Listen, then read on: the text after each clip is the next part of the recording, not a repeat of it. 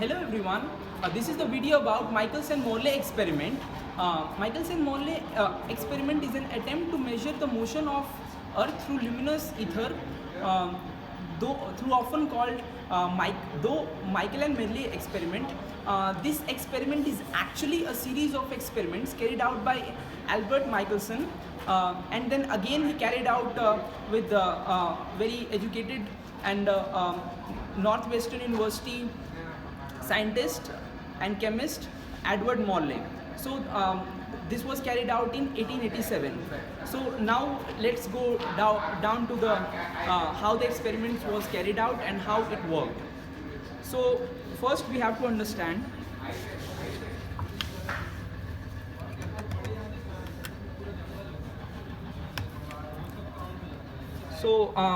what you can see right now is the apparatus of Michelson-Morley experiment. There are two mirrors. This is the isometric view so that you can understand the dynamics behind the experiment. So these are two mirrors. This one is half silvered mirror which is used as beam splitter. So when the light falls on it, it splits into two directions. And in this is the pool of mercury, and here is the telescope through which the light comes out, into which the light goes, and so the experiment results can be easily be done.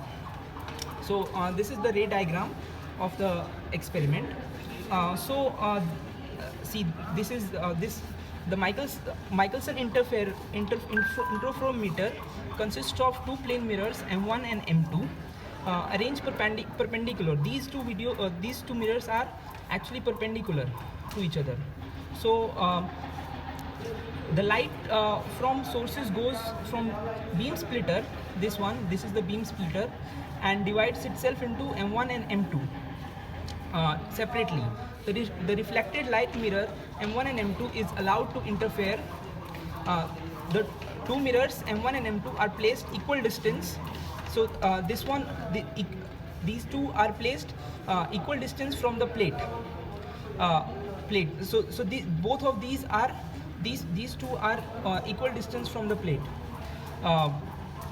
and it is assumed that the Earth is moving through the ether with the velocity along the direction of the incident light.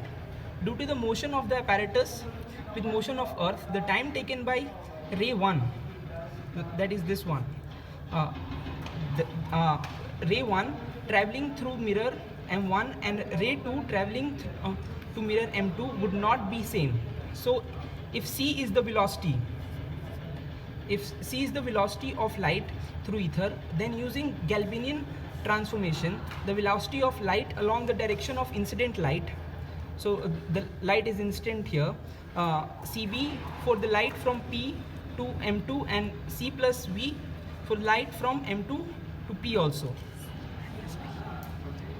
So C minus P, so there is one C minus P, C minus V, and the other one is C minus C plus V. Okay, so now let us understand how the calculation works.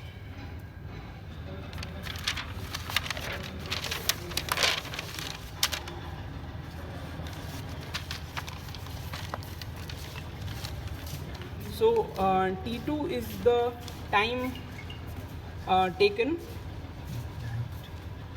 by light to travel P to M2 and back to P. So it can be written as 1 by C minus V plus 1 by C plus V is equals to 2LC by C square minus V square, which can be written as 2L by C 1 minus V square by C square. So it can also be simplified as by using a binomial theorem.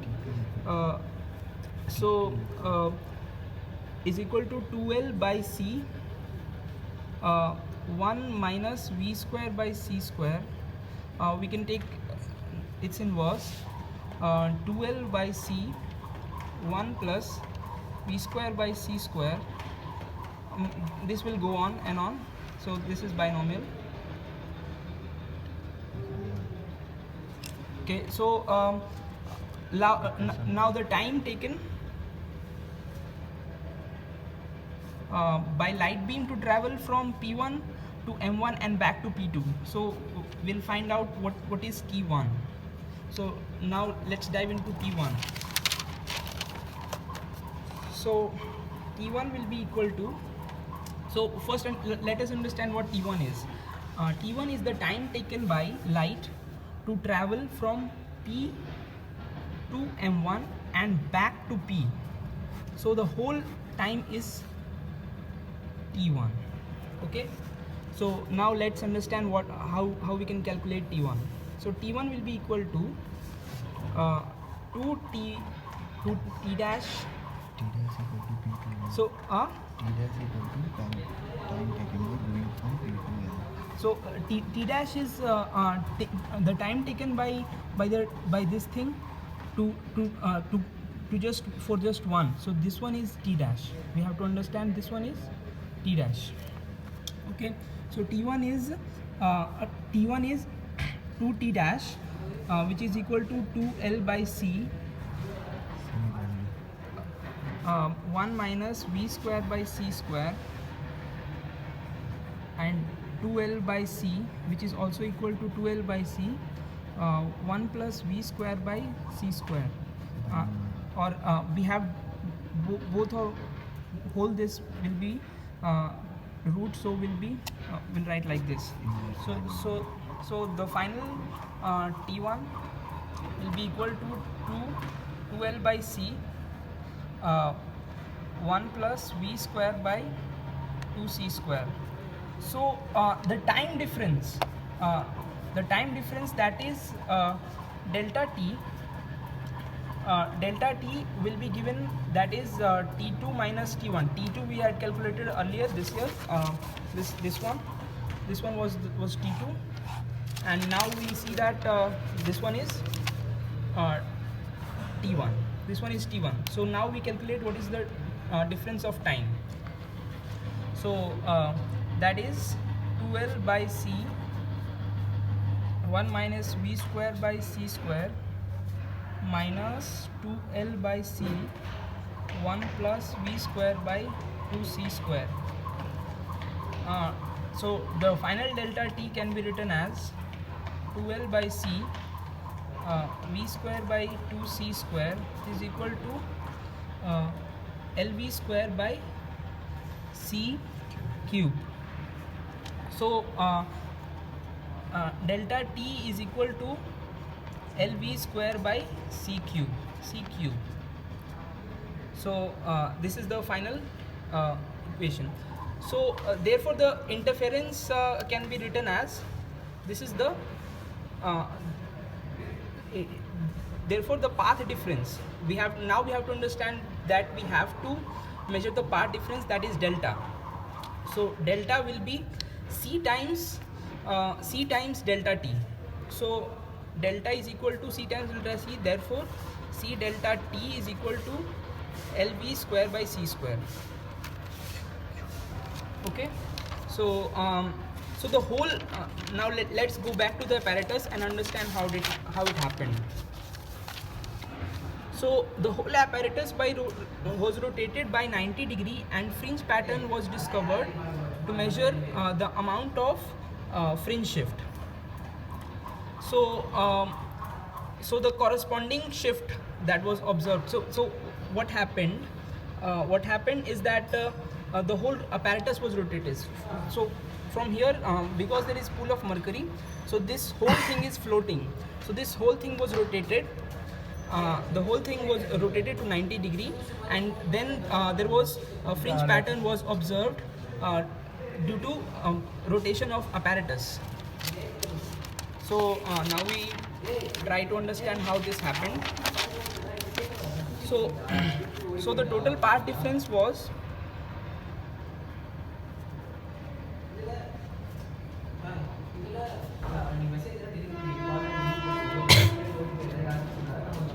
sorry,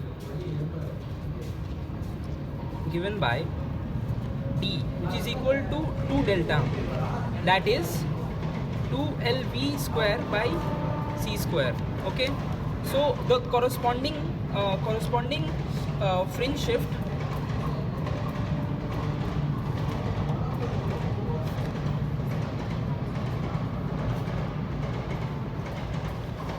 n will be equal to d by lambda. So